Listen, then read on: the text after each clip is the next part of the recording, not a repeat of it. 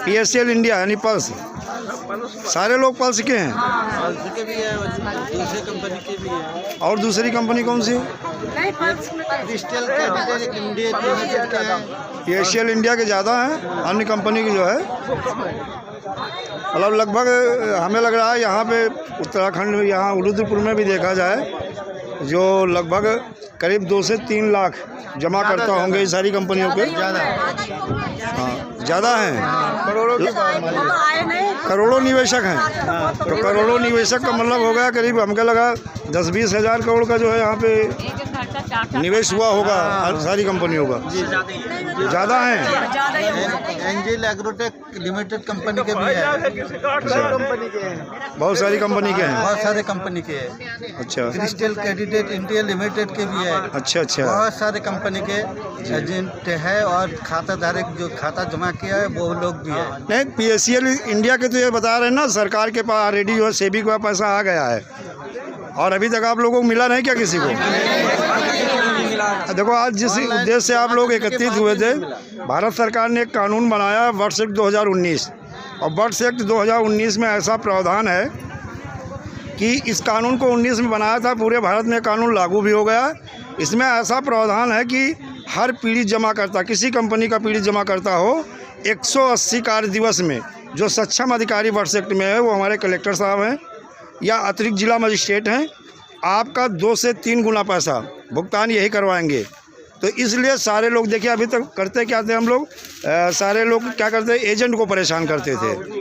ये होता था, एजेंट को परेशान करते थे और हर कंपनी का पीड़ित जमा करता क्या है, वो एजेंट के पीछे लठ लेके पड़ जाता है कि भैया हम तो तेरे को जानते हैं, पैसा तुम्ही को दिए थे। और इसी चीज़ को लेकर के इन ठग कंपनियों ने, ठग क्रेडिट कोऑपरेटिव सोसाइटी ने, इनके ठगों ने और सरकार ने इसका पूरा फ़ायदा उठाया है। देखिए नुकसान केवल 2 लोगों का हुआ है। पहला नुकसान किसका हुआ? जो हमारा जमा करता है, जो पीड़ित जमा करता है, पहला नुकसान उनका हुआ कि उनका अपना पैसा मेहनत की कमाई का, जो कि सोचा था हमारे बच्ची के काम में आएगा, लड़की की शादी के काम में आएगा, बच्चों के एजुकेशन के काम में आएगा। तो पहला नुकसान तो आप लोगों का हुआ। अगर ज़्यादा एजेंट के ऊपर आप ज़्यादा प्रेशर बनाते हो तो क्या करता है एजेंट? एजेंट आत्महत्या कर लेता है ज़्यादा प्रेशर में आके। तो उसमें जानते हो क्या होता है? उसमें वो एक सुसाइड नोट लिखता है कि भाई फला निवेशकों ने हमें ज़्यादा परेशान किया इसलिए आत्महत्या कर रहे। तो उसके बाद पुलिस क्या करती? पुलिस फिर निवेशक के ऊपर 302 का मुकदमा पंजीकृत करती हुई निवेशक को जेल भेज देती। अब नुकसान किसका हुआ? एजेंट ख़त्म हो गया, उसका नुकसान हुआ नहीं। एजेंट, अरे सर ये हुआ है, यही बता रहे हैं। अरे सर हुआ है, एक एजेंट, सुनिए आप पूरी बात सुन लीजिएगा। संदीप कुमार मौर्य के साथ ऐसा हुआ, उसने जो है ऐसा काम किया। संदीप कुमार मौर्य, ये बाराबंकी जनपद का देखो, गूगल पर सर्च करो मिल जाएगा आपको।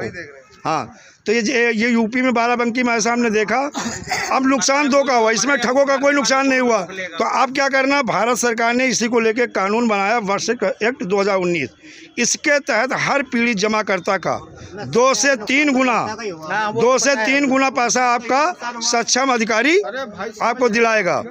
इसीलिए करना क्या है कि इसी एक्ट के तहत एक साधारण सा फॉर्मेट है, उसे भरना है और भर करके सारे लोग जो है कलेक्ट्री में विंडो ओपन हो जाएगा। आप लोग विंडो जैसे ओपन होगा भुगतान का आवेदन करिएगा।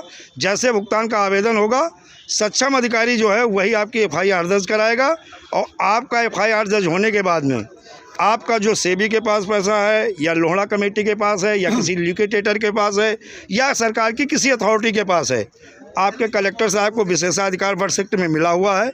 उच्च न्यायालय द्वारा और संसद द्वारा विशेषाधिकार मिला कि किसी कंपनी की प्रॉपर्टी को ये फ्रीज करके सेल आउट करके आपका 180 कार्य दिवस में 2 से 3 गुना पैसा दिलाएंगे। ऐसा इस एक्ट में है, ऐसा कानून में है। अगर किसी को डाउट होगा तो मैं वो कागज़ उपलब्ध करा दूंगा जिसमें लिखा है 2 से 3 गुना 180 कार्य दिवस में इस कानून के तहत पैसा आपको, हमारी स्टेट गवर्नमेंट हो चाहे सेंट्रल गवर्नमेंट हो, उसकी ड्यूटी भी है और उसकी जिम्मेदारी है, वो आपका पैसा वापस कराएंगे। क्या करना, हमें आपस में कोई लड़ना नहीं है।